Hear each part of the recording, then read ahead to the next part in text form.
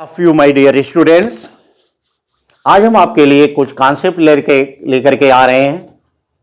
इसका mostly use तो आपके करेंटली जो भी हाल फिलहाल में होने वाला है वो आपके 12th बोर्ड एग्जाम के लिए है।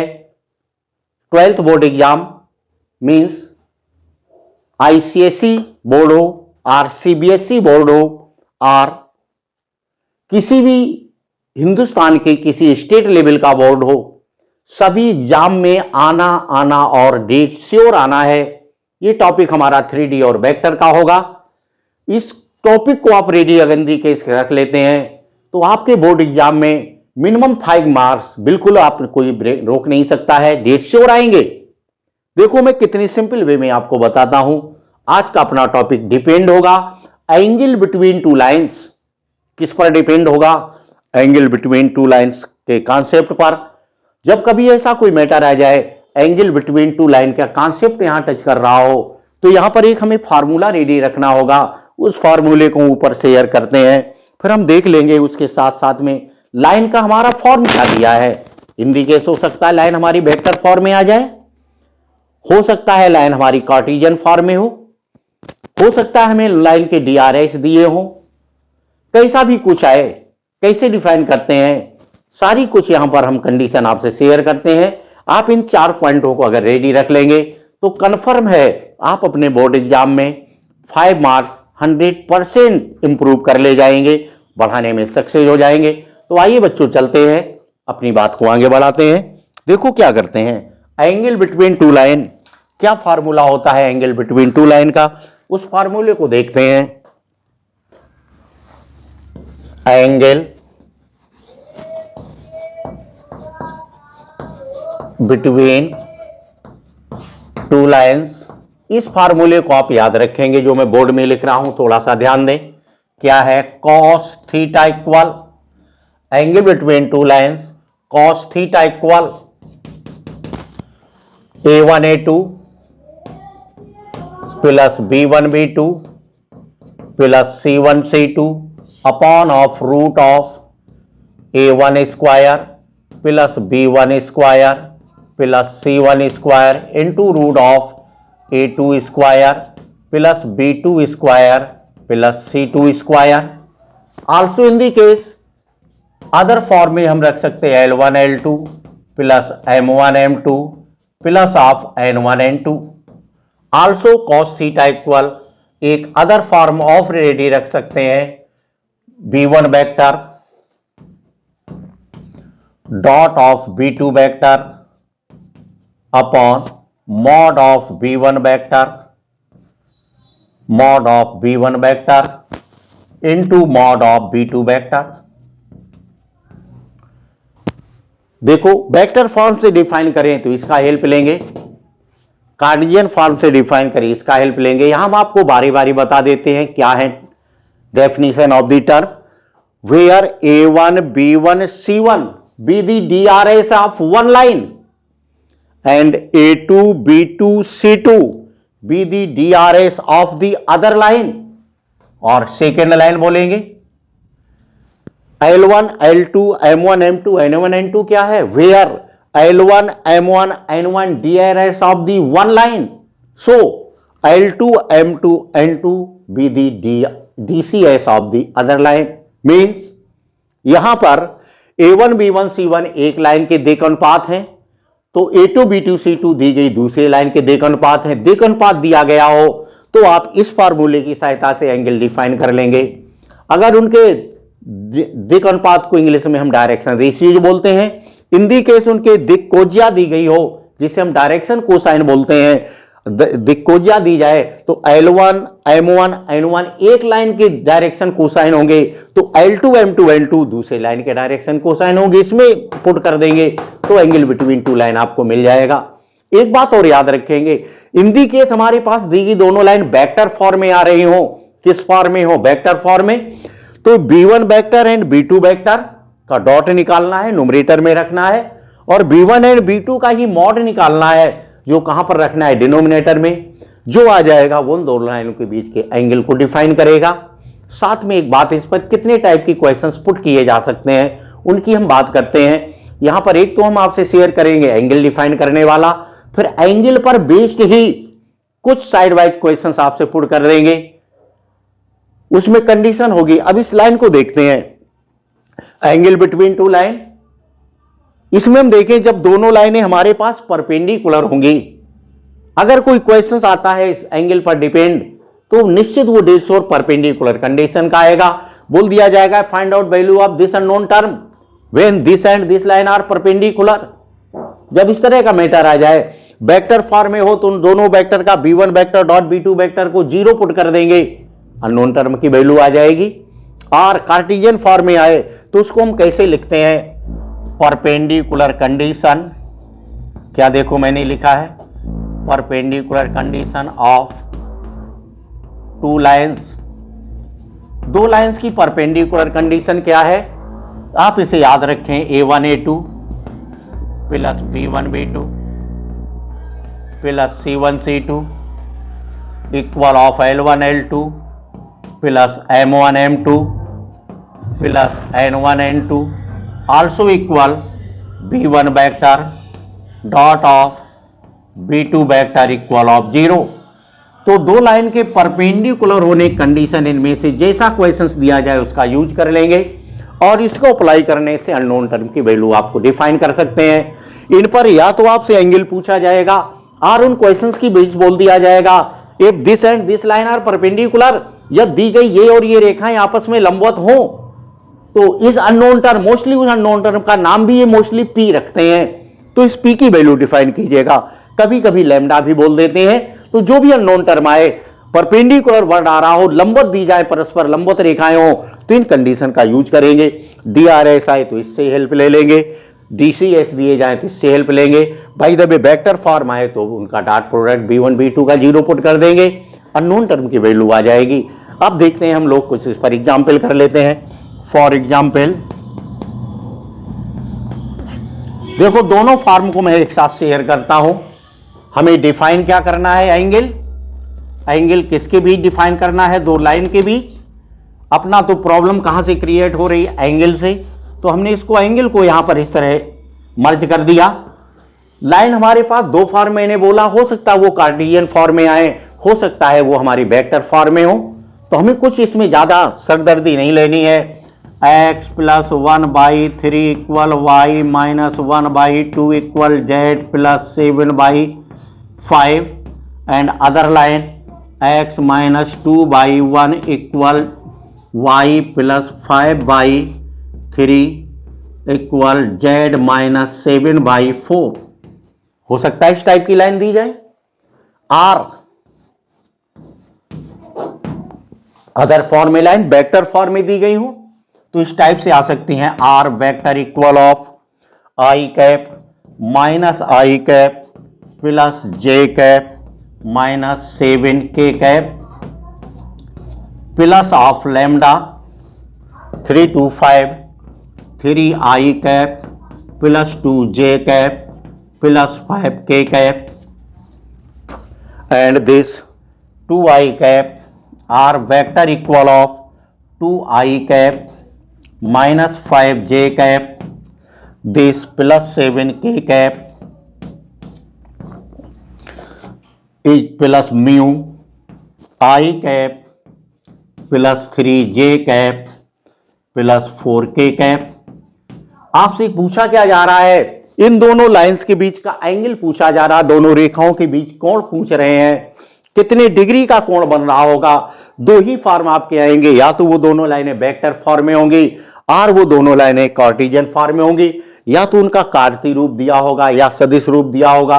सदिश रूप का मतलब है i, j and k unit vector के साथ एक्सप्लेन की गई हो लाइन। कार्तीय रूप का मतलब है x, y and z term use किए गए हो। आपको करना क्या, यहां पर देख लीजिएगा।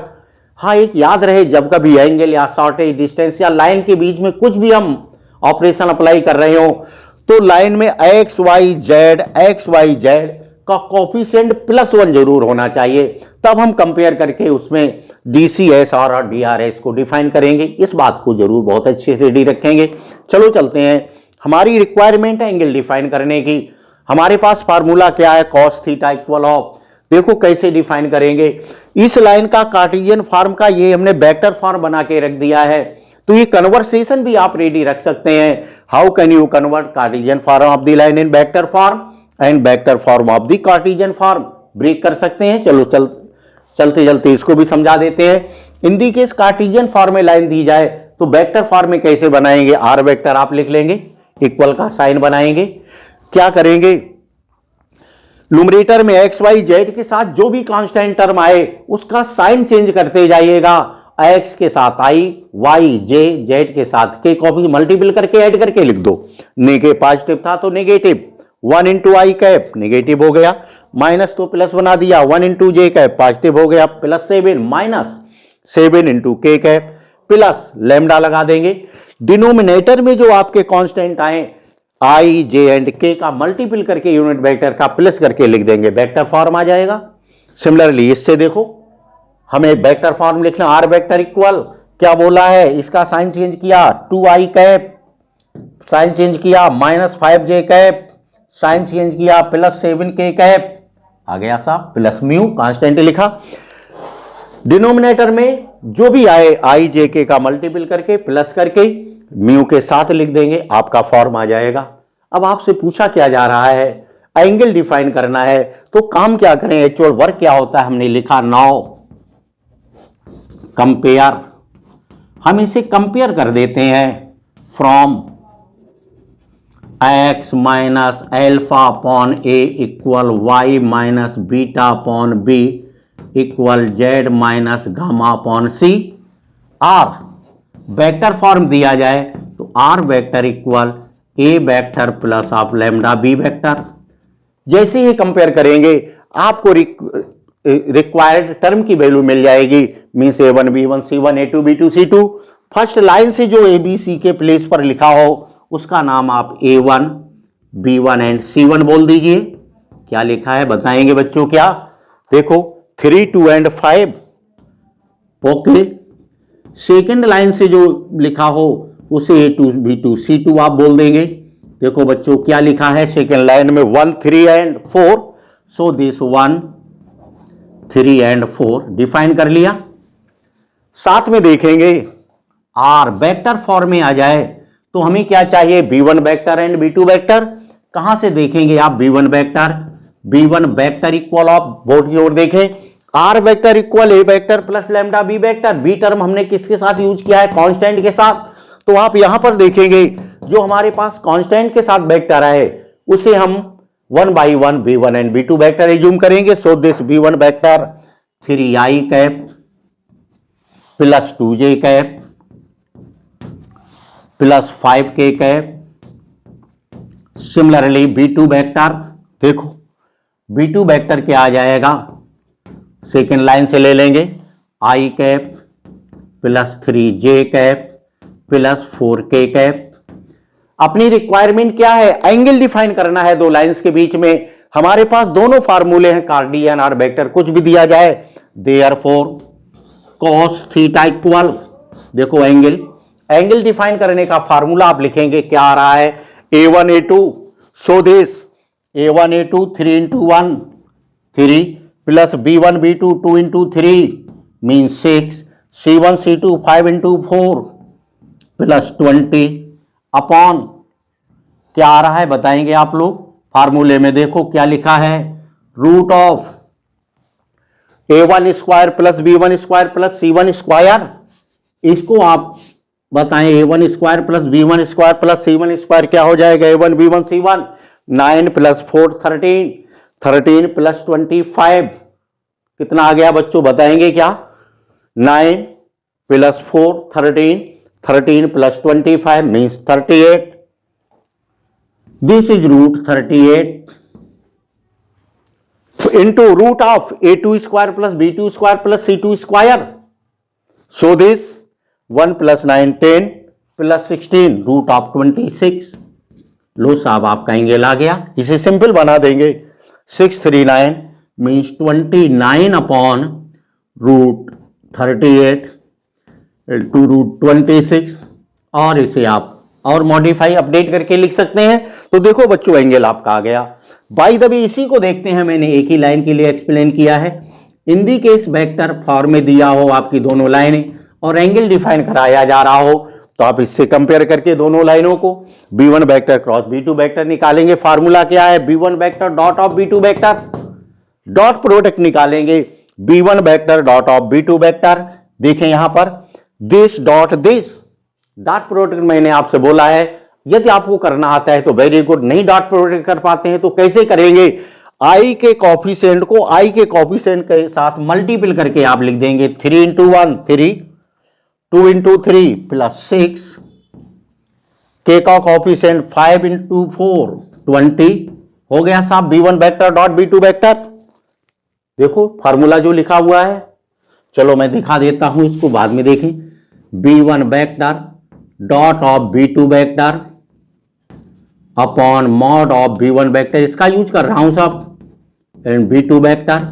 अब मेरे साथ डायरेक्ट काम कराएंगे। B1 dot B2 3 into 1 3, 2 into 3 plus 6, also this 5 into 4 20 upon this mod of B1 square, mod of B1 vector. Mod क्या होता है? I j and k coefficient का square sum root, i j and k एकक सदस्यों के गुणांकों के वर्गों के योग का वर्गमूल होता है। क्या होता है? गुणांकों के वर्गों के योग का वर्गमूल होता है। तो आप उसे लिखेंगे, क्या आ जाएगा? देखें यहां से 9 plus 4 13, 13 plus 25 root of 38 dot of B2 vector, इसका मॉड निकाल देंगे into mod of B2 vector, क्या आ जाएगा? 1 plus 9 10 plus 16 root of 26। So also define angle between 20 26 29 upon of this root 38 into of root 26। Clear? तो इस तरह बच्चों आप दो लाइंस के बीच क्या डिफाइन कर सकते हैं? एंगल डिफाइन कर सकते हैं। तो जब कभी आपके पास क्वेश्चंस कोई आ जाए, बोर्ड एग्जाम में डेट श्योर आना है, आपसे बोला जाए find out angle between this and this line, हम सबसे पहले देखेंगे लाइन हमारी कार्टेशियन फॉर्म में है और वेक्टर फॉर्म में है। In the case Cartesian form में लाइन आती है तो इस फार्मूले को रेडी रखेंगे, this in form of DRS, in form of DCS, in form of vector form B1 dot B2। In the case Cartesian form में आए तो दोनों लाइन को कंपेयर करके x minus alpha upon a, y minus beta upon b, z minus gamma upon c, x y z के coefficient देख ले, +1 आ रहे हैं, यस हैं तो ठीक। डिनोमिनेटर में जो आ रहा हो तो A1 B1 C1, दूसरे से 2 B2 C2 डिफाइन कर लेंगे और इसमें वैल्यू पुट करने से एंगल मिल जाता है। इन दी केस हमारी लाइन कार्टेशियन फॉर्म में आ रही हो तो हम दी गई दोनों लाइनों को किससे कंपेयर करेंगे? R vector equal of a vector plus of lambda b vector से। तो लैम्डा म्यू जो कांस्टेंट आए उसके साथ जो वेक्टर आए, एक को हम B1 बोल देंगे, दूसरे को B2 बोल देंगे और दी गई दोनों वैल्यू, डिफाइन की गई वैल्यू को B1 vector dot B2 vector upon mod of B1 and B2 vector में पुट करने के बाद डेट श्योर आपका एंगल डिफाइन हो जाएगा। इस टाइप की प्रॉब्लम कंफर्म आपके बोर्ड एग्जाम में आएगी। अब इससे थोड़ा हट के बात करते हैं, problem based condition between two lines for perpendicular condition. क्या लिखा है? Perpendicular condition of two lines A1 A2 B1 B2 C1 C2 और दिस DCS फॉर्म, दिक्कोजा के रूप में और वेक्टर फॉर्म में।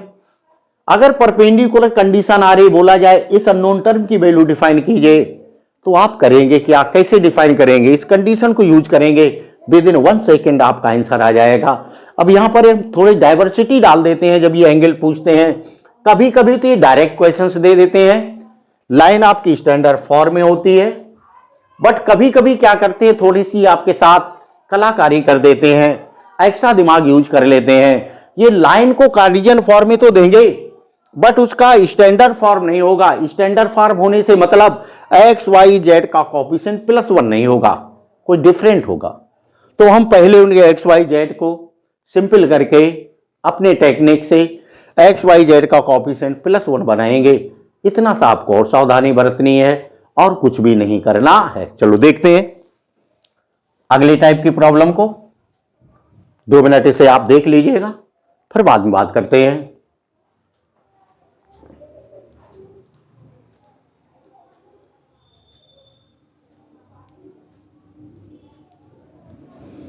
हाँ, उधर पीछे वालों बच्चों आप लोगों ने सॉल्व कर लिया है, कोई प्रॉब्लम हो तो पूछ लीजिएगा। Okay, clear? ओके, चलते हैं अगले कॉन्सेप्ट पर बेस्ड कुछ क्वेश्चन और शेयर करते हैं।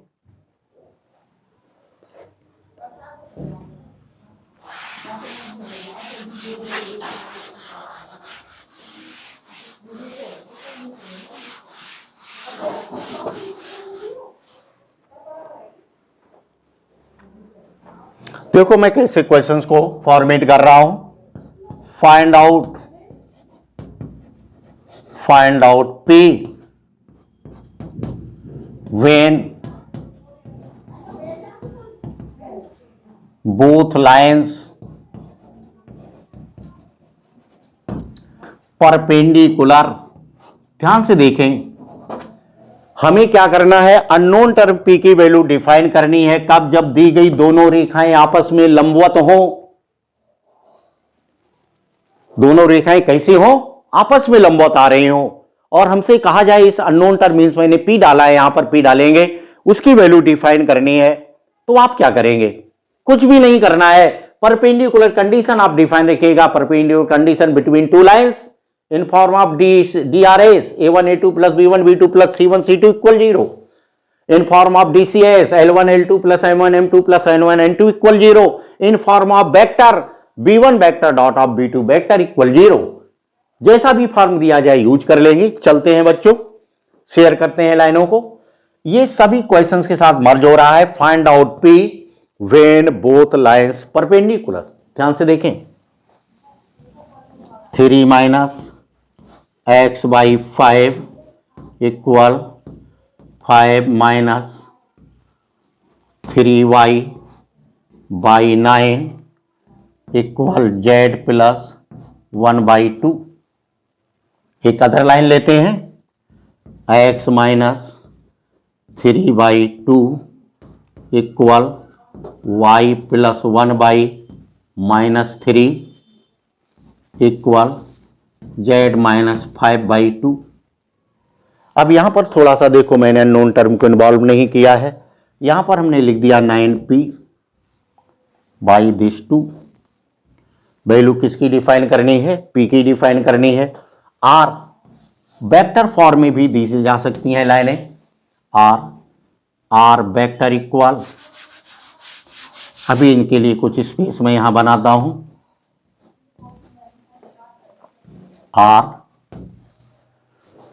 R vector equal 3i cap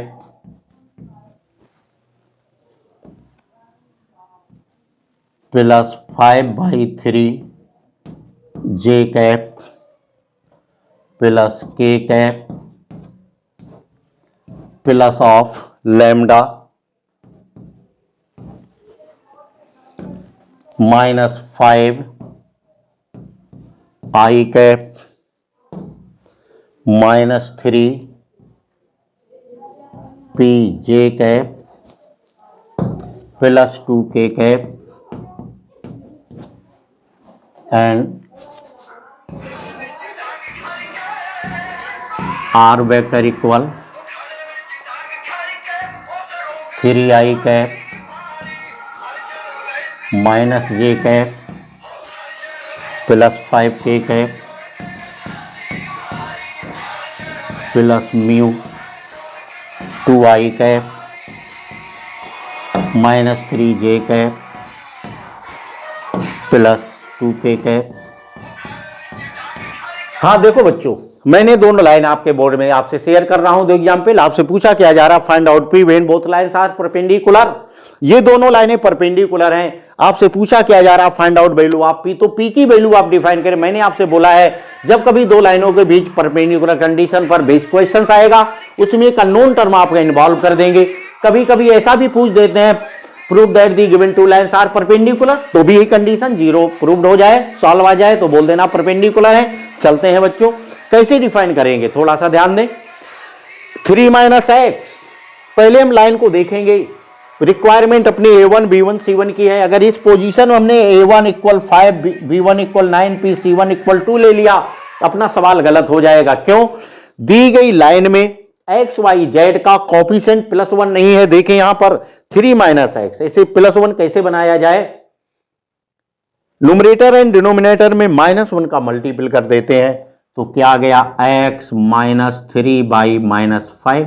okay, this यहां तो y के कोफिशिएंट में -3 है तो आप क्या कर देंगे, now numerator and denominator divided by -3, so simple हो गया y -5/3। अंश और हर में -3 का भाग दें तो आपको ये देखो क्या मिल जाएगा, -3p आ गया। ये सिमिलर z का कोफिशिएंट +1 आ रहा है, कोई प्रॉब्लम नहीं, आ गया standard for this x y z coefficient +1, so far so no change, यही काम आपका कर जाएगा। इसमें हमें थोड़ा सा वर्क करना पड़ा। हमसे पूछा क्या जा रहा, find out value of p when this and this line perpendicular. मैंने आपसे बोला है जब कभी दो लाइनें दी जाए वो कार्टेशियन और वेक्टर फॉर्म में आए, परपेंडिकुलर की कंडीशन दी जाए तो आपके कार्टेशियन फॉर्म आ जाए तो आप इसका यूज करेंगे, a1 a2 plus b1 b2 plus c1 c2 equal 0 put कीजिएगा, अननोन टर्म की वैल्यू आ जाएगी। वेक्टर फॉर्म आए तो b1 vector dot b2 vector 0 कीजिएगा, वैल्यू मिल जाएगी। अब इससे आप a1 b1 c1 a2 b2 c2 define करेंगे तो आपको करना क्या, दिमाग में इतना स्टेप रखना है, compare x minus alpha upon a equal y minus beta. No, मैं नहीं कह रहा हूं आप कंपेयर करें, आप जैसे भी चाहे। फर्स्ट लाइन से आप a1 b1 c1 लिख दीजिएगा, this is a1 b1 and c1। जब स्टैंडर्ड फॉर्म में आ जाए, आ गया है -5 -3p and 2, -5 -3p and 2, and second line से आप a2 b2 c2 सिलेक्ट कर लीजिएगा। नोट कर देंगे क्या आ रहा है, a2 b2 c2 देखो 2 -3 एंड 2, आपने देख लिया x y z का कोफिशिएंट +1 आ रहा है, सो 2 -3 एंड 2 फ्रॉम परपेंडिकुलर कंडीशन सामने रखिए, a1 a2 plus b1 b2 plus c1 c2 equal 0, therefore by a1 a2 plus b1 b2 plus c1 c2 equal 0 apply करेंगे, देखो वैल्यू आ जाएगी a1 a2 -5 into 2 -10, b1 b2 -3p into -3p 3 9p, this c1 into c2 2 into 2 4 equal 0, so imply that p equal बच्चों क्या आ जाएगा, 10 4 -6, right side जाएगा 6/9 means 2/3, आपका answer आ गया। ये तो कार्टेशियन फॉर्म के लिए आप अप्लाई करेंगे। हमने देखा हमारी लाइन किस फॉर्म में आ रही, वेक्टर फॉर्म में, so both line compare from r vector equal of a vector plus of lambda b vector, इससे आप कंपेयर करेंगे। b1 vector and b2 vector की वैल्यू डिफाइन कीजिएगा, b1 वेक्टर इक्वल दिस क्या है, -5i cap -3p j cap this plus 2k cap define कर लिया आपने, एंड b2 वेक्टर इससे आप लिख देंगे क्या आएगा, 2i cap -3j cap plus 2k cap. But आपको वैल्यू तो अननोन टर्म p की डिफाइन करनी है, बोला क्या गया है, when this and this line are perpendicular then find out value of p, so apply value perpendicular condition between this and this, but we know that very well, perpendicular condition between two line b1 vector dot b2 vector equal 0। जैसे ही आप इस condition को applicable करेंगे from perpendicular condition, because b1 vector dot of b2 vector always obtain equal to 0 for perpendicular for, जब दो रेखाएं लंबवत हो तो उनमें b1 vector and b2 vector का जो अदिश गुणन होता है वो हमेशा 0 के बराबर होता है। यहां दिया गया है ये लंबवत है तो हम इसे पुट कर देंगे, प्रूव कराया जाता तो इसकी वैल्यू हम 0 सॉल्व करते, 0 वैल्यू मिलती तो बोल देती है दोनों लाइनें परपेंडिकुलर है, बट यहां तो ऑलरेडी बोल रहे हैं ये लाइनें हमारे पास कैसी आ रही हैं, परपेंडिकुलर है। जब ये दोनों लाइन हमारे पास परपेंडिकुलर आ रही हैं तो क्लियर हो गया कि इनका डॉट प्रोडक्ट 0 होगा। हमने यहां पुट किया, देखो निकालते हैं, b1 डॉट b2 -5 इंटू -2 क्या आ गया, -10, जे एंड जे के कोफिशिएंट को मल्टीप्लाई करेंगे, -3p into -3p 3 means 9p, this के का कोफिशिएंट के साथ मल्टीप्लाई कीजिएगा, यही b1 डॉट b2 आ रहा है, सो क्या आ गया 2 into 2 plus 4 equal of 0, so also imply that p equal this -6/9 means 2/3। उम्मीद करता हूं बच्चों कि आपको यह कॉन्सेप्ट समझ में आ गया होगा।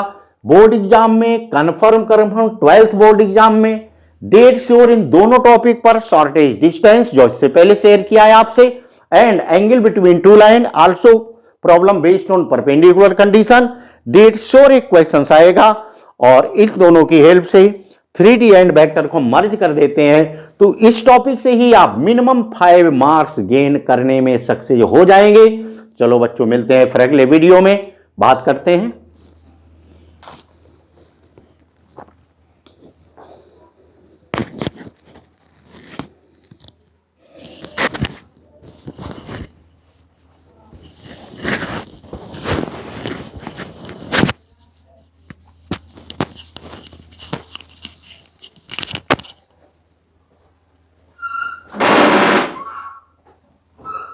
बउआ